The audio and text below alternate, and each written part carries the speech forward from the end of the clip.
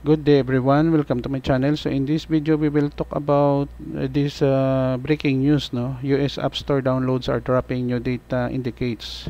Before we start, I would like to say thank you so much to all my viewers, silent viewers and supporters in my channel. Thank you for watching my videos. If you are new with my channel and then you like this video, please hit the like button. Don't forget to share and please support my channel guys by clicking the subscribe button. So let's begin. There is a breaking news according to TechCrunch.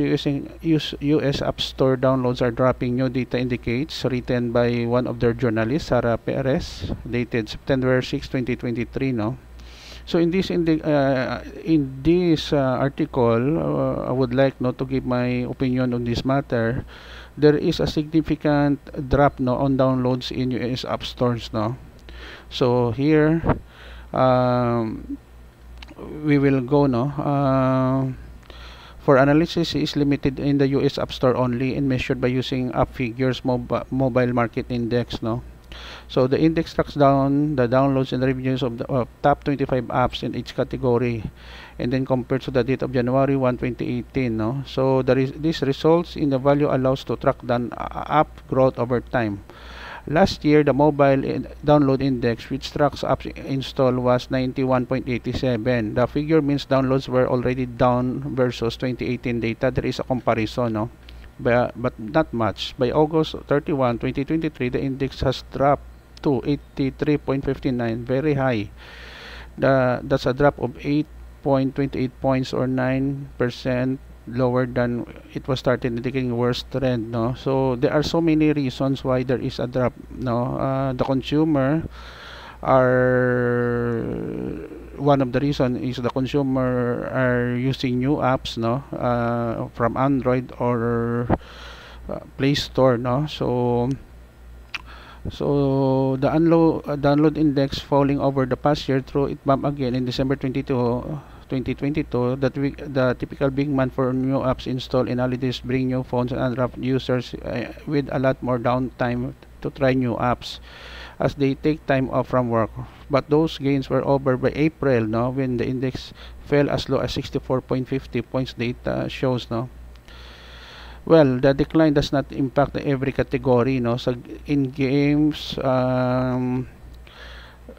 medical apps, growing popular business apps are remain somewhat evergreen, no. And a figure said education, shopping, travel, opportunity, productivity apps are also out of the red flag of the time being.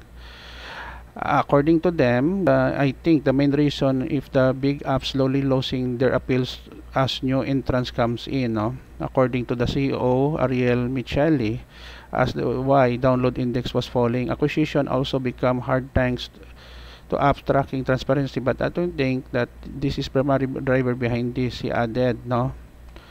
So here, there are so many entry, no. Even Meta, no, is experiencing some problem, no. Losing, leaving other apps, no. ByteDance, TikTok, and CapCut, China-based shopping apps, the Temu, Insane, and others, no, are placed also, no, with the drop of US app downloads, no. So here. But it is not all bad news. The app revenue is growing despite the decline in install of developers because attention of monetizing, no. So the revenue last year, mobile revenue index was 363.13, much higher to 2018. As of August 31, it's still at 458.3, no, or 122.17 points or 36.4 higher as it started, no. So if we base on the income, they are earning more, no.